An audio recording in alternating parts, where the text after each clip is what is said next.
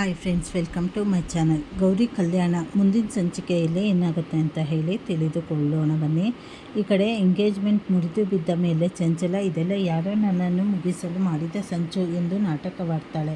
ಹಾಗೆ ಸರಿತಾ, ಇಡೀ ಜಗತ್ತೇ ನಿನ್ನ ಮಗನ ಮುಖಕ್ಕೆ ತೂ ಅಂತ ಉಗುತ್ತಿರುವಾಗ ನೀನು ಸುಳ್ಳು ಮಾತು ನಂಬಬೇಕಾ? ನಿನ್ನ ಅತಿಯಾದ ಆಸೆಯೇ ಇವತ್ತು ನಮ್ಮ ಮನ ಮರ್ಯಾದೆ ಹರಾಜು ಹಾಕುವಂತೆ ಮಾಡಿದೆ ಎಂದು ಹಿಗ್ಗಾಮುಗ್ಗ ಬೈತಾಳೆ. ಅಷ್ಟರಲ್ಲೇ ಸಿಟ್ಟಿನಿಂದ ಕೆಂಡವಾಗಿರುವ ಅರುಂಧತಿ, ಇಂತಹ ಚೀಪ್ ಕ್ಯಾರೆಕ್ಟರ್ ಇರೋ ಮನೆಗೆ ನನ್ನ ಮಗಳು ಸೊಸೆಯಾಗಿ ಬರಬೇಕಿತ್ತ? ಸರಿತಾ, ನೀನು ನನ್ನ ಬೆಸ್ಟ್ ಫ್ರೆಂಡ್ ಅಂತ ನಂಬಿ ಬಂದೆ, ಆದರೆ ನೀವು ಊರವರ ಕಣ್ಣಿಗೆ ಮಾತ್ರ ದೊಡ್ಡ ಮನುಷ್ಯರು. ಮನೆಯಲ್ಲಿ ಇಂತಹ ಇಂಟರ್ನ್ಯಾಷನಲ್ ಫ್ರಾಡುಗಳನ್ನು ಇಟ್ಕೊಂಡು ಸಾಕ್ತಾ ಇದ್ದೀರಾ. ಇಂತಹ ಕ್ಯಾರೆಕ್ಟರ್ ಲೆಸ್ ಫ್ಯಾಮಿಲಿ ಇದು ಎಂದು ಇಡೀ ದೀನಬಂಧು ಕುಟುಂಬವನ್ನು ನಿಂದಿಸ್ತಾಳೆ. ಆಗ ಗೌರಿ ಮಧ್ಯಪ್ರವೇಶಿಸಿ, ಮೇಡಮ್, ದಯವಿಟ್ಟು ಇಬ್ಬರ ಸ್ವಾರ್ಥಕ್ಕಾಗಿ ಇಡೀ ಕುಟುಂಬಕ್ಕೆ ಕಳಂಕ ತರಬೇಡಿ. ಈ ಮನೆಯಲ್ಲಿ ಯಾರೂ ಕೆಟ್ಟವರಲ್ಲ ಎಂದು ಕುಟುಂಬದ ಪರವಾಗಿ ನಿಲ್ತಾಳೆ. ಆಗ ಅರುಂಧತಿ, ಗೌರಿ, ನಿನ್ನ ಕಹಿ ಸತ್ಯ ಮತ್ತು ಅನಿಕೇತ್ನ ಕ್ರಿಮಿನಲ್ ಮುಖ ಇಂದು ಹೊರಬರದಿದ್ದರೆ ನಾಳೆ ನನ್ನ ಮಗಳ ಲೈಫ್ ಏನಾಗುತ್ತಿತ್ತೋ ನೆನೆಸಿಕೊಂಡರೆ ಭಯವಾಗುತ್ತೆ. ಚಂಚಲ ಯಾವತ್ತೂ ಕ್ಲಾಸ್ ಸ್ಟೇಟಸ್ ಅಂತ ಕೊಚ್ಚಿಕೊಳ್ತಾ ಇದ್ಲು, ಆದರೆ ನಿಜವಾದ ಕ್ಲಾಸ್ ಮತ್ತು ಸಂಸ್ಕಾರ ಏನು ಅಂತ ಇವತ್ತು ನೀನು ಪ್ರೂವ್ ಮಾಡಿದ್ದೀಯಾ. ಯು ಆರ್ ಏಂಜಲ್ ಎಂದು ಗೌರಿಯನ್ನು ಹೊಗಳಿ ವೈಷ್ಣವಿಯನ್ನು ಕರೆದುಕೊಂಡು ಹೊರಡುತ್ತಾಳೆ. ಹೋಗುವಾಗ ವೈಷ್ಣವಿ ಕೂಡ, ಅನಿಕೇತ್ಗೆ ನಿನ್ನ ಮುಖ ನೋಡಿದರೇ ವಾಮಟ್ ಬರುತ್ತೆ. ತುಂಬ ಬದುಕನ್ನು ಹಾಳು ಮಾಡಿ ನನ್ನ ಜೊತೆ ಲೈಫ್ ಶೇರ್ ಮಾಡೋಕ್ಕೆ ಬಂದಿದ್ದೀಯಲ್ಲ.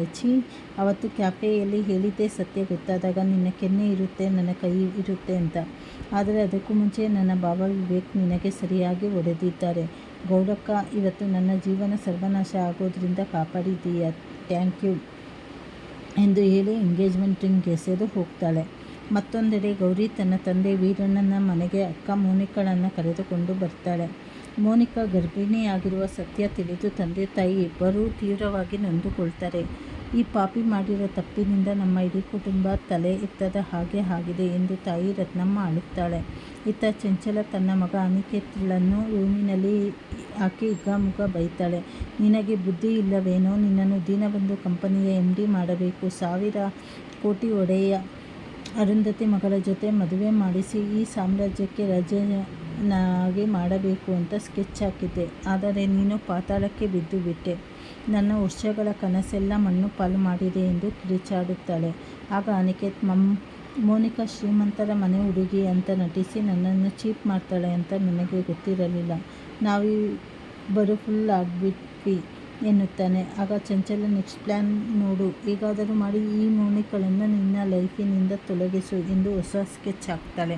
ಕೊನೆಗೆ ದೀನಬಂಧು ಕುಟುಂಬದ ಅಜ್ಜಿ, ತಾತ ಮತ್ತು ವಿವೇಕ್ ಮೂವರು ವೀರಣ್ಣನ ಮನೆಗೆ ಬರ್ತಾರೆ. ವೀರಣ್ಣ ತೀವ್ರ ಬೇಸರದಿಂದ, ನನ್ನ ಮಗಳು ತಪ್ಪು ಮಾಡಿದ್ದಾಳೆ, ಅವಳನ್ನು ನಿಮ್ಮ ಬಂಗಲೆಯಂತಹ ಮನೆಗೆ ಸೊಸೆ ಮಾಡಿಕೊಳ್ಳಿ ಎಂದು ಕೇಳುವಷ್ಟು ಮೂರ್ಖ ನಾನಲ್ಲ. ಅಪ್ಪನಾಗಿ ನಾನು ಸೋತು ಬಿಟ್ಟೆ ಎಂದು ಕಣ್ಣೀರಿಡುತ್ತಾನೆ.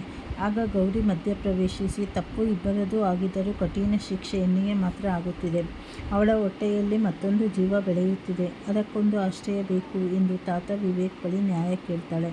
ಆಗ ವಿವೇಕ್ ಮತ್ತು ತಾತ ದೊಡ್ಡ ನಿರ್ಧಾರ ಪ್ರಕಟಿಸ್ತಾರೆ. ಯಾರು ಬದುಕು ಹಾಳು ಮಾಡಿದ್ದಾರೋ ಅವರೇ ಬಾಳು ಕೊಡಬೇಕು. ಅನಿಕೇತ್ ಮತ್ತು ಮೋನಿಕಾ ಮದುವೆ ಇನ್ನೊಂದು ವಾರದಲ್ಲಿ ನಾವೇ ನಿಂತು ಮಾಡ್ತೀವಿ ಅಂತ ವೀರಣ್ಣನಿಗೆ ಮಾತು ಕೊಡ್ತೀವಿ ಎನ್ನುತ್ತಾರೆ.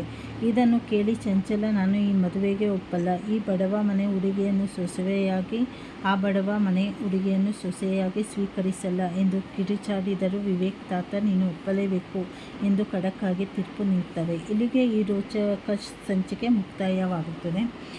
ಮುಂದಿನ ಸಂಚಿಕೆಗಳಲ್ಲಿ ಏನೇನಾಗುತ್ತೆ ಅಂತ ಹೇಳಿ ಮುಂದೆ ತಿಳಿದುಕೊಳ್ಳೋಣ. ಹೊಸದಾಗಿ ಯಾರು ಚಾನಲ್ ನೋಡ್ತಾ ಇದ್ದೀರಾ, ಚಾನಲನ್ನು ಸಬ್ಸ್ಕ್ರೈಬ್ ಮಾಡ್ಕೊಳ್ಳಿ, ಲೈಕ್ ಮಾಡಿ, ಶೇರ್ ಮಾಡಿ, ಹಾಗೆ ಸಪೋರ್ಟ್ ಮಾಡಿ. ಧನ್ಯವಾದಗಳು.